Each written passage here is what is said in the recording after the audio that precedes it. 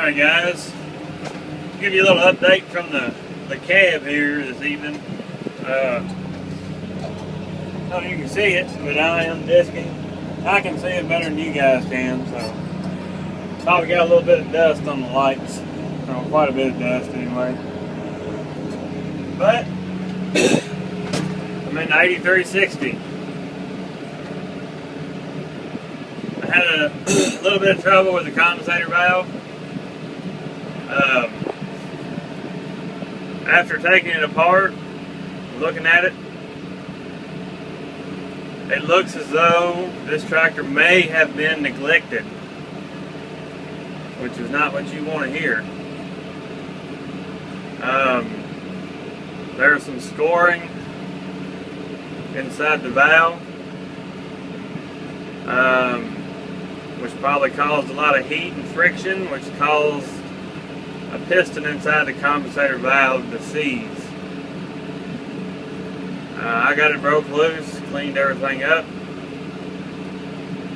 got it to where I can move it back and forth with my fingers. It's a very tight bore.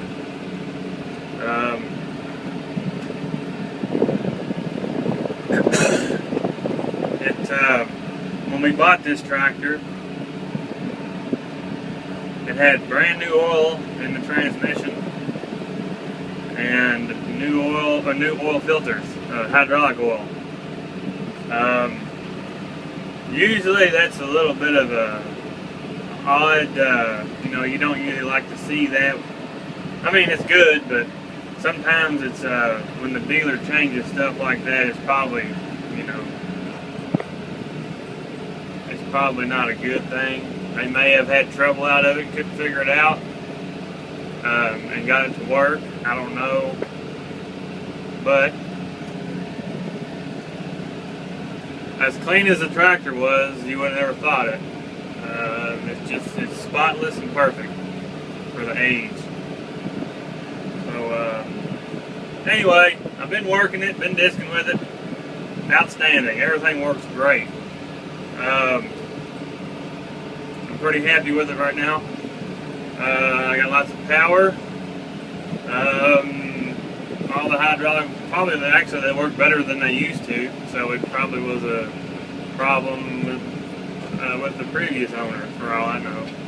But anyway, you keep your filters changed, and you keep an eye on your oil levels. Things last a long time. Two very important things. Maintenance goes along with management and farming. It's part of it. I'm getting this field ready to go. I want to get this done tonight so I can take this tractor back to the house. And Dad's going to start running beans tomorrow on the home farm. It's really close to the bin, so he can probably, being it's beans, he can probably just do that himself, unload. I'm going to get this drilled in. Hopefully he can get that field done. I'm going to fall right in behind him and disc again, and he'll probably go in behind me and plant. So we can get this weed in, try to get it in anyway. You never know with the weather, and they act like it's going to be cold, so I'm going to get this stuff to sprout. You never know, we might have a mild November and be able to plant all the way up to Thanksgiving. So anyway, it's just kind of what's been going on. When I get done with this field, I still got to go feed. So the other night, I had to feed in the dark, and the silo got stuck, and ended up having to. Well, I had a couple of problems with it. It was the wheel drive that got stuck, and I had to ended up having to go get some grease gun and some sandpaper and sand the pipe.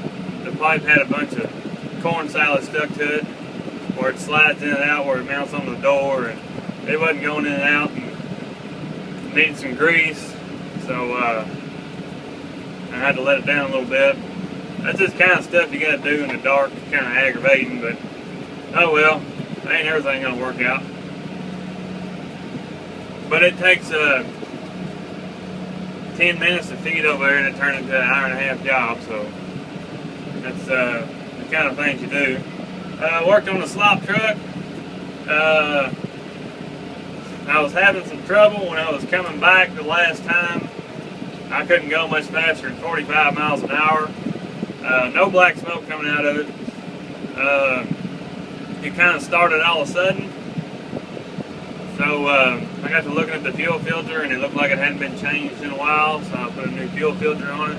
Went and got a load today, and it runs outstanding.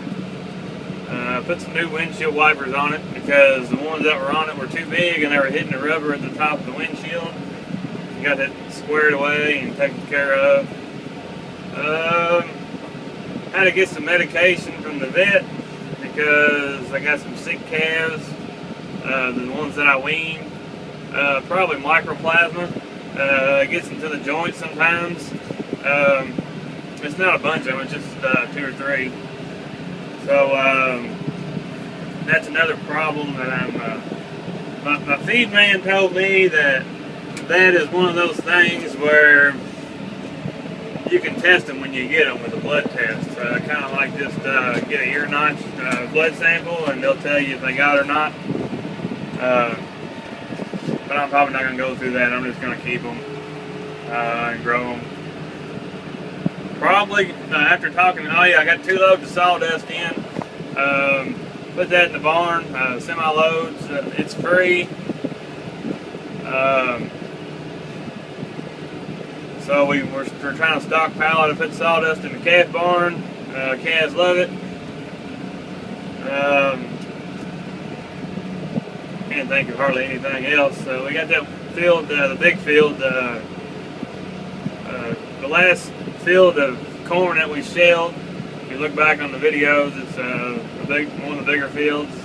They got it disced down, and they got the wheat planted. So sorry about rambling in this video. It's kind of, I should be looking at this screen, but I keep looking ahead.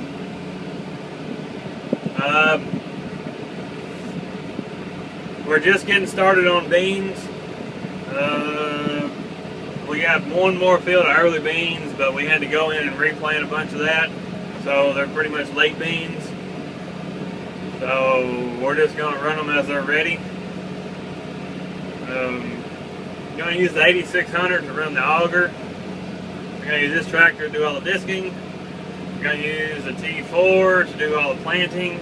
We're going to use a 5000 to pull the gravity wagon, seed tender wagon, and run the auger on it. So all the tractors are being used once again. Double crop putting wheat in, and you gotta have quite a bit of equipment, I guess. But I'm really happy we have this thing.